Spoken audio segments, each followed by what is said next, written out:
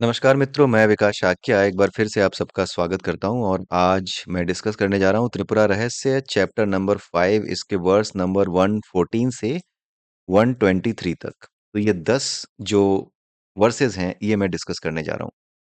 और मैं आपको बता दूं कि त्रिपुरा रहस्य को अगर आप पहली बार इस वीडियो को देख रहे हैं तो बिल्कुल गलत कर रहे हैं। त्रिपुरा रहस्य का कोई भी वीडियो पहला बिल्कुल जो फर्स्ट वीडियो है ना वहां से शुरू करें और उसके बाद ही यहाँ तक आएं। और मैं आपको बता दूं कि हमारा एक चैनल और है जिसका नाम है विश्व गुरु। मैंने इसके बारे में पहले भी बताया हुआ है पिछले वीडियोस में। तो वहां पर अगर आप जाएंगे तो त्रिपुरा रहस्य के पहले वीडियो से पहले चैप्टर से वहां पर शुरू किया गया है। कुछ कारणों से मुझे इस चैनल पर आना पड़ा है, तो इस चैनल पर आने के बाद त्रिपुरा रहस्य के चैप्टर नंबर 5 से एक लिंक जुड़ता है। चैप्टर नंबर 5 तक वहां पर हैं दूसरे चैनल पर। और चैप्टर नंबर 5 के जो बचे हुए पार्ट्स हैं, मतलब चैप्टर नंबर 5 आधा वहां पर है और आधा यहाँ पर है। राइट। तो आप दोनों चैनलों को मिला करके जब तक त्रिपुरा रहस्य नहीं देखेंगे तक आपको ये समझ में नहीं आएगा। ये थोड़ा सा टफ कॉन्सेप्ट है। त्रिपुरा रहस्य में जो बातें समझाई गई हैं ना बहुत ही ज्यादा हाईली मेटाफरिक है। इस समय हाईली मेटाफरिक चीजें ही चैनल पे चल रही हैं, जैसे बृहदारण्यक उपनिषद है और आपका द होली साइंस है। ये सब टफ सब्जेक्ट्स हैं, समझने में थोड़ी परेशानी खड़ी करते हैं क्योंकि मेटाफरिक लैंग्वेज है इनकी। ठीक है। तो अभी तक त्रिपुरा रहस्य में जो कुछ भी आपने समझा पढ़ा, जैसे उसमें एक लड़की है हेमलेखा जो कि हेमचूड़ की पत्नी है जो कहानी सुना रही है। और हेमलेखा की एक सहेली है जिसका नाम अविद्या है। राइट। और हेमलेखा की सहेली की एक सास है, उसका एक पति है, उसके बेटे हैं, उसके बेटे के बेटे हैं। राइट। तो ये सारी चीजें इसमें बताई गई हैं इस पूरी की पूरी कहानी में। और ये सारी की सारी मेटाफरिक स्टोरी है और इसमें जो सबसे बड़ा मेटाफर यूज किया गया है वो है पर्सोनिफिकेशन। जो अलंकार इस्तेमाल किया गया है वो मानवीकरण अलंकार इस्तेमाल किया गया है। दैट इज पर्सोनिफिकेशन, यानी कि जो अदृश्य चीजें हैं, जो तत्व हैं, अदृश्य तत्व हैं, उन्हें इंसान का नाम दे देना। राइट। इंसान के रूप में रिप्रेजेंट कर देना, उसी को पर्सोनिफिकेशन कहते हैं। मानवीकरण अलंकार इसको हिंदी भाषा में कहते हैं। तो अलंकारों का ज्ञान होना बहुत जरूरी है अगर आप समझना चाहते हैं भारतीय शास्त्रों को, स्क्रिप्चर्स को। उसके बिना, अलंकारों का ज्ञान हुए बिना आप इन शास्त्रों को बिल्कुल नहीं समझ पाएंगे। आपको ये सब कपोल कल्पनाएं बेकार की कहानियां लगेंगी। अदरवाइज अगर आप उन्हें समझते हैं और आप इन्हें जानने लगे हैं, समझने लगे हैं इन बातों को जो लिखी हैं, तो आपको वो रहस्य पता चलेंगे जो आपने कभी सोचे भी नहीं होंगे। आपको एक नया पॉइंट ऑफ व्यू मिलेगा जो आपने कभी भी ध्यान ही नहीं दिया होगा। आप उस पॉइंट ऑफ व्यू की तरफ चले जाएंगे। राइट। तो त्रिपुरा रहस्य में आज हम देखते हैं चैप्टर नंबर 5 में वर्स नंबर 114 से 123, यानी कि 10 वर्सेस हैं 114 से 123 तक। ठीक है। तो अभी पिछले वीडियो में हमने सुना कि किस तरह से अस्थिर, अस्थिर कौन है? हमारा जो चित्त होता है। राइट। जो इधर उधर भागता है, अलग अलग चीजों की तरफ जाता है। एक हमारे अंदर एक स्पार्क होता है।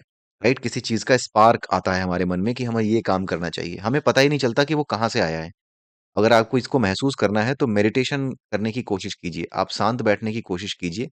आप ये कोशिश कीजिए कि आपके मन में जो भी थॉट आएगा ना, आप उसको कोई भाव नहीं दोगे। आप उस थॉट को आता जाता बस देखोगे। जैसे कि रेलवे स्टेशन पे एक गार्ड खड़ा होता है, वो केवल गाड़ी को आता जाता झंडी दिखाता है, हरी झंडी या लाल झंडी दिखाता है, लेकिन उसमें चढ़ता नहीं है।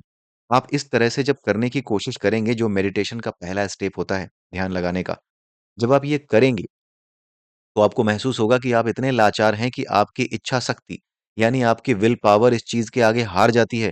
और कोई ना कोई थॉट इस तरह का होता है जो कि स्पार्क आता है और वो स्पार्क आपको जकड़ लेता है। आप उस थॉट के साथ जुड़ जाते हैं, आपको पता भी नहीं चलता कि आप कब उस थॉट के साथ जुड़ गए। राइट। ये आप करके देख सकते हैं। आप करके देखना क्या है, ये तो आप ऐसे भी महसूस कर सकते हैं। और अगर आप अकेले कभी बैठ करके कोशिश करेंगे ना कि नहीं मैं किसी भी विचार की पकड़ में नहीं आऊंगा, तो आप बहुत ज्यादा जद्दोजहद करेंगे, आपको बड़ी प्रॉब्लम होगी। राइट। तो ये जो चित्त होता है ये कहाँ से हिलोरे मारता है, ये जो थॉट आते हैं ना जो आपको पकड़ लेते हैं, ये एक लहर की तरह है। समुंदर में एक लहर की तरह है। एक लहर उठी और वो लहर आपको दिखाई दे रही है, आप उसके उस लहर के साथ बहते चले गए। राइट। तो ये जो लहरें हैं यही चित्त की लहरें हैं। यही चित्त है, यही अस्थिर है। ये हमेशा कुछ ना कुछ लेकर आता रहता है, इसीलिए इस चित्त को अस्थिर कहा जाता है। तो इसमें ये बताया गया है कि जब नगर में घूमता रहता था अस्थिर, यानी जो हमारा चित्त है वो नगर में, कौन से नगर में? हमारा शरीर ही हमारा नगर है। हमारा शरीर क्या है? इस तरह का नगर है। ये वो नगर है जो हर तरह की लस्टफुल डिजायर्स को पूरा करने का सोर्स है। चाहे वो किसी भी तरह की लस्टफुल डिजायर हो, प्रसिद्धि की डिजायर हो, सेक्स की डिजायर हो, किसी भी चीज की, खाने की, अच्छा खाने की डिजायर हो, स्वाद की डिजायर हो, राइट? जो शब्द स्पर्श रस रूप रूप गंध, ये जो फीलिंग्स होती हैं, ये जो पांच वो होते हैं, जिनके जिनकी मदद से आप बेसिकली संसार के हर लस्टफुल डिजायर को जीने की कोशिश करते हो, ये नगर में रहने वाले लोग कहे जाते हैं। और नगर हमारा क्या है? शरीर है। तो इस शरीर में रहने वाले ये तरह तरह के जो तत्व हैं, शब्द स्पर्श रस रूप गंध, राइट?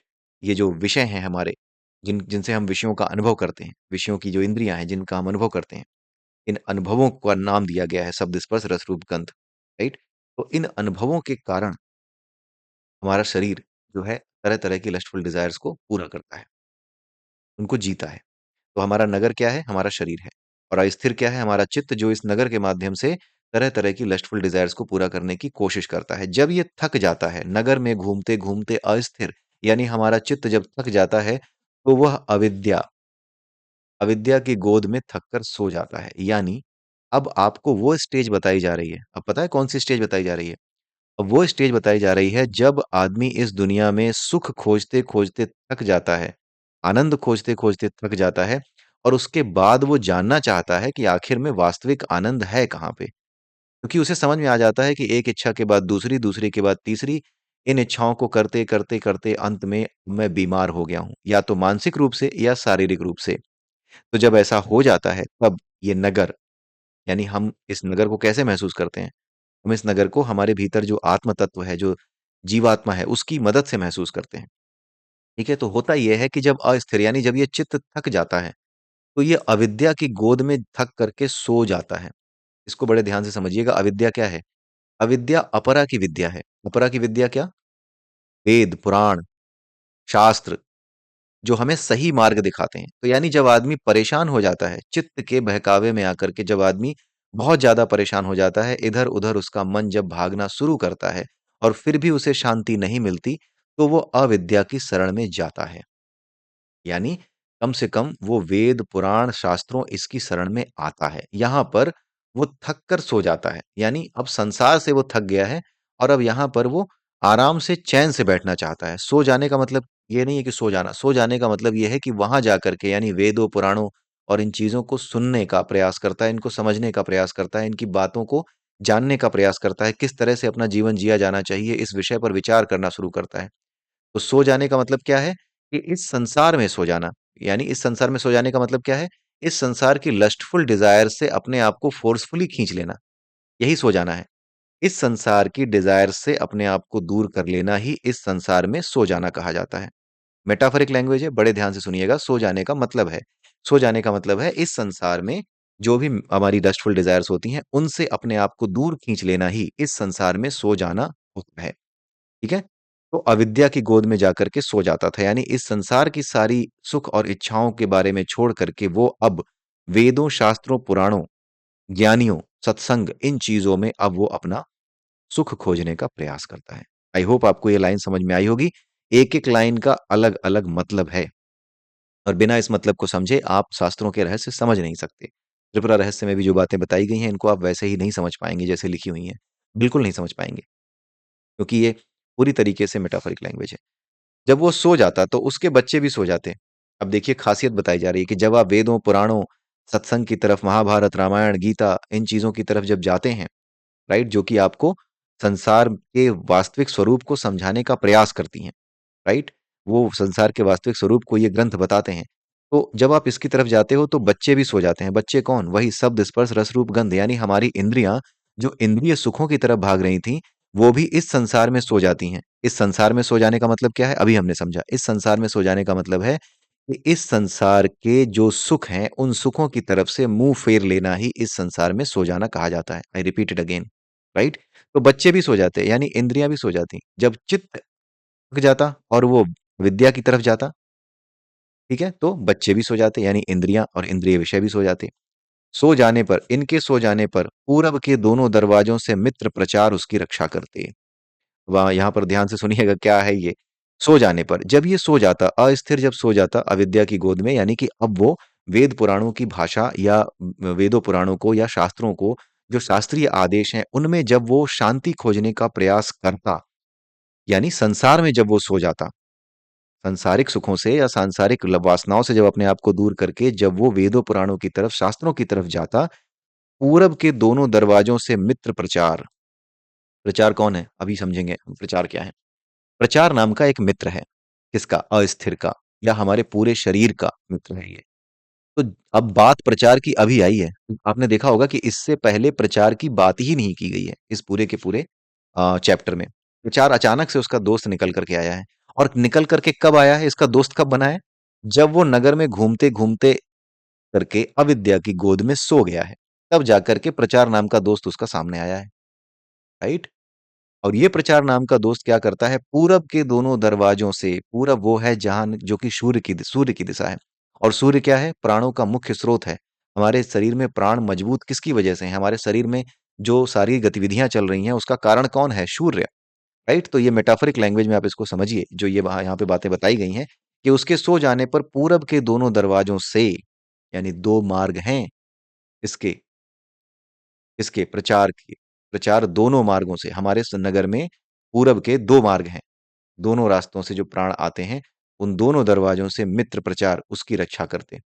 यानी पूरब की दिशा से दोनों दरवाजों पर रह करके प्रचार उसकी रक्षा करता था। यानी किसकी? इस पूरे नगर की और अस्थिर की। कुल मिला के अस्थिर चित्त जो है ना, ये चित्त कुल मिलाकर के अब ये वास्तविक रूप में परमात्मा का जो पुत्र है, ये वो है। लेकिन अब ये चित्त से चित्त बनने की अवस्था है। अभी तक ये चित्त था।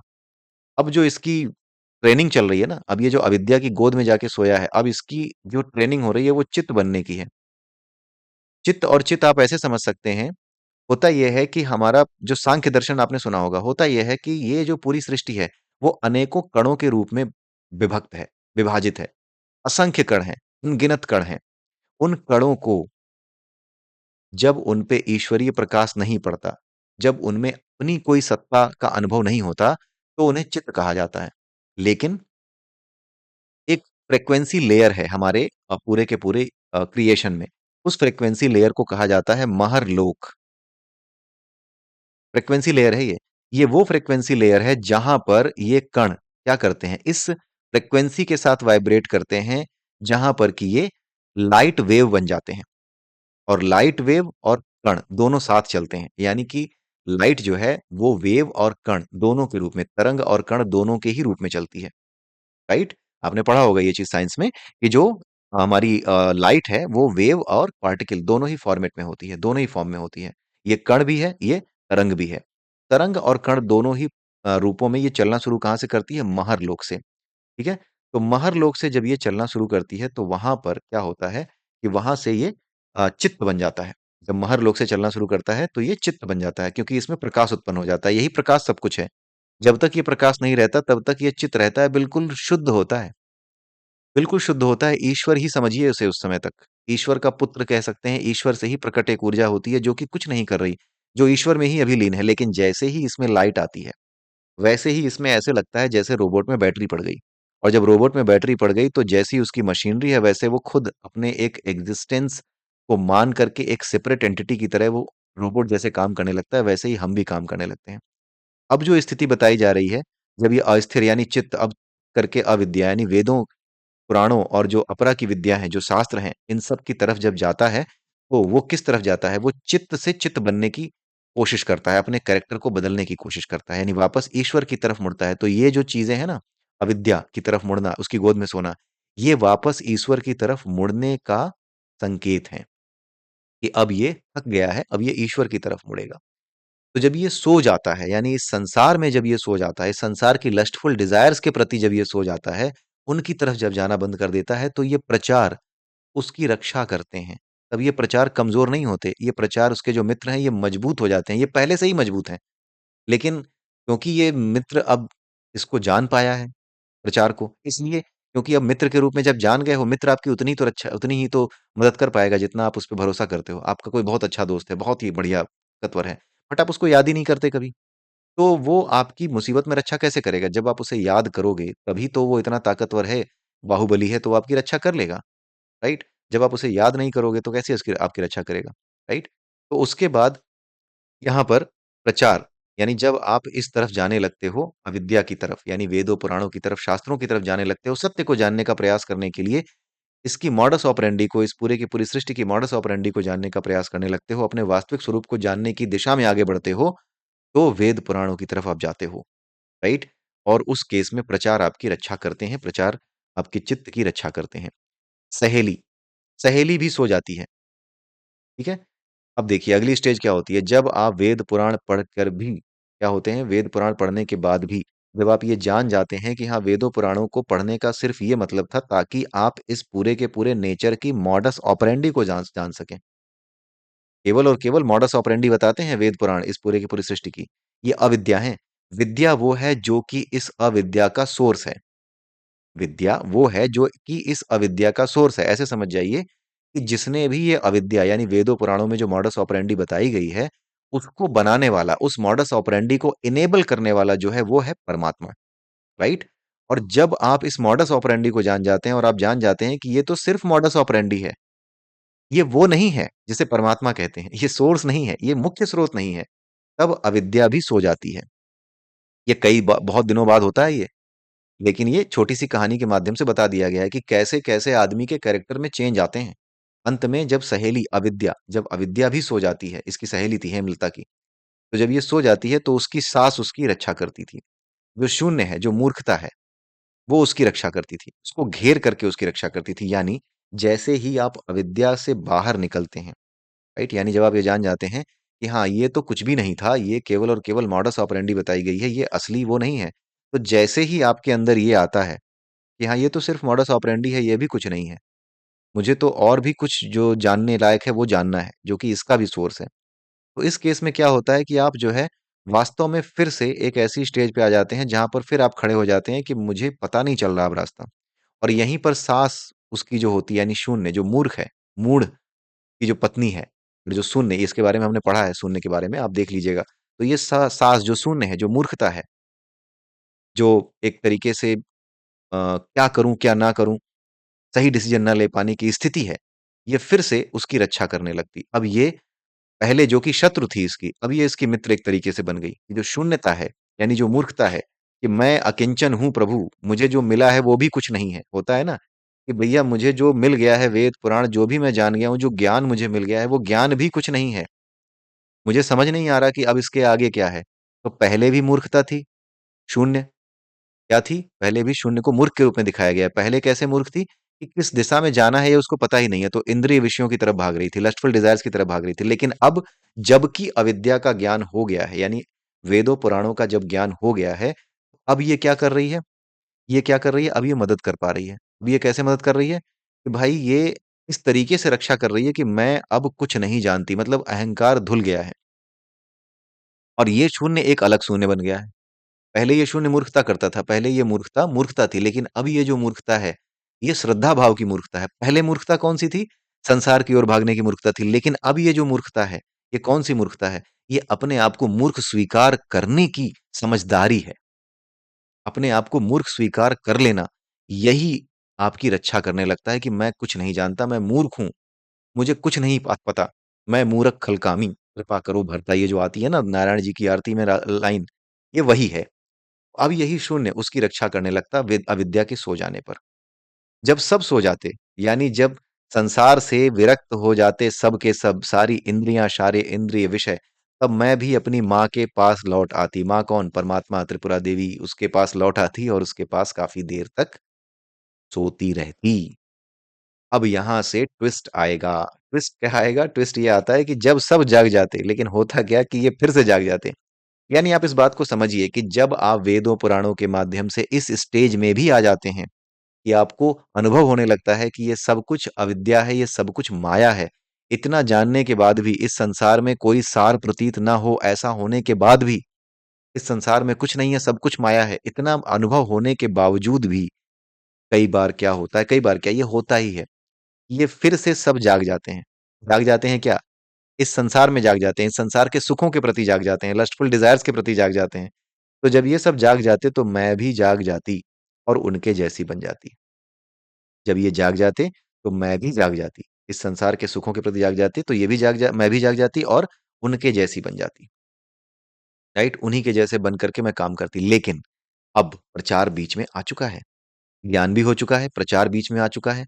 अब ये प्रचार इतना बाहुबली था ये मित्र कि वही इन सब की रक्षा करता था। यानी ये जाग तो जाते थे बार-बार, इस संसार में घुस तो जाते थे बार-बार, लेकिन ये बार-बार इनकी रक्षा कर लेता था। सपरिवार यानी सभी इंद्रियों, इंद्रिय विषयों सबके साथ मिल करके, सब बच्चों की देखभाल करते हुए, मन, बुद्धि, अहंकार सबको किनारे रखते हुए सबकी रक्षा करता था। सबको इस संसार में वापस जागने पर उसमें फँसने से बचाता था। राइट? वही सबकी रक्षा करता था, यही प्रचार। ये प्रचार एक होकर भी अनेक होकर के ये एक ही था लेकिन अनेक होकर के सभी की रक्षा करता और उसके अधिकार क्षेत्र में पहुँचा देता। यानी जिसका जो अधिकार है, उसको वहाँ पहुँचा देता। जैसे हमारे शरीर के अलग-अलग अंग हैं और ये सब अपने-अपने आप को क्या करते हैं, जीवित रखते हैं।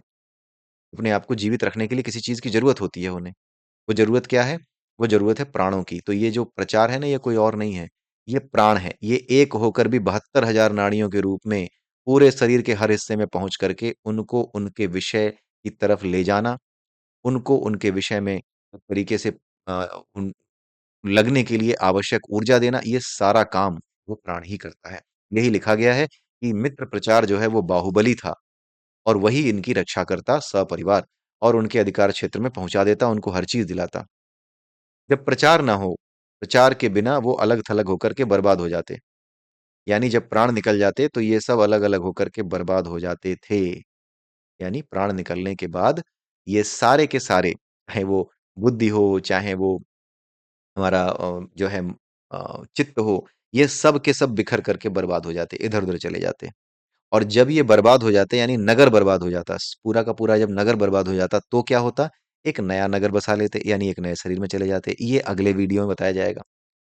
राइट? अगला वीडियो आखिरी वीडियो होगा इस चैप्टर का। राइट? तो अभी तक आपको इसमें काफ़ी आनंद आया होगा कि किस तरीके से एक आदमी की जो स्पिरिचुअल जर्नी होती है, एक बुरे से बुरे आदमी की, एक बुरे से बुरे आदमी के भीतर भी एक हमेशा एक कह सकते हैं कि संभावना मौजूद रहती है। यही इस चैप्टर के बारे में मुख्य सूत्र है।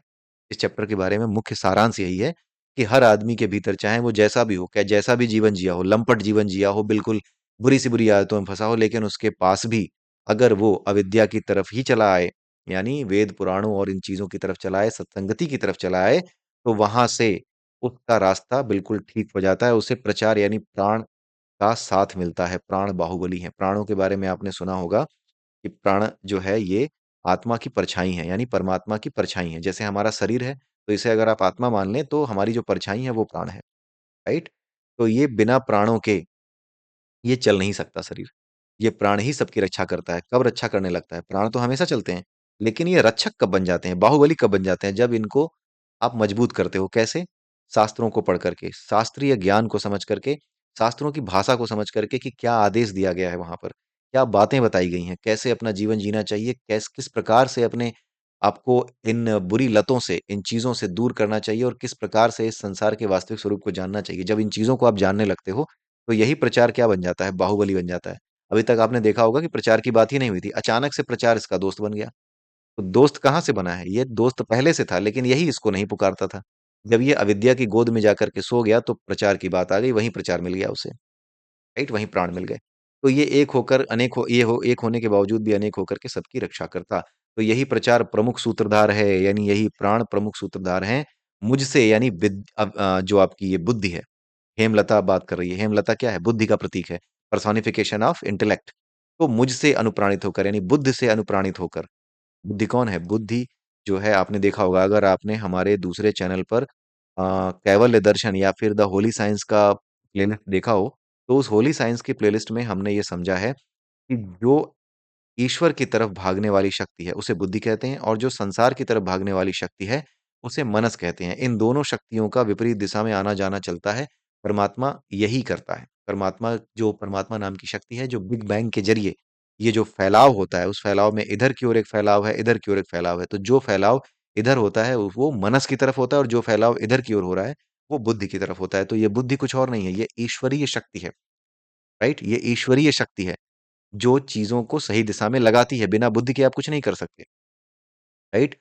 और बुद्धि भी ईश्वर की क्या है? अनुगामी है। बिना ईश्वर के बुद्धि सही काम नहीं कर सकती। तो जो बुद्धि है, सत्व बुद्धि, यहाँ सत्व बुद्धि की बात की जा रही है, बिगड़ी हुई बुद्धि की बात नहीं की जा रही है। हेमलता आपने देखा होगा पहले से ही बता रही है कि मैं पहले से ही सुधरी हुई थी, मैं बिल्कुल सही संगत वाली थी। इसीलिए ये ईश्वरीय सत्ता का प्रतीक है। तो ये ईश्वरीय सत्ता का जो प्रतीक है वो बुद्धि जो है वो ईश्वर ही हो जाती है, जो ईश्वरीय सत्ता के साथ एक हो जाती है। तो ये जो हेमलेख है, हेमलता है, ये ईश्वरीय सत्ता के साथ एक होने के कारण, ईश्वरीय एनर्जी होने के कारण, ये जो सुप्रीम एनर्जी है, वो होने के कारण, ये क्या करती है?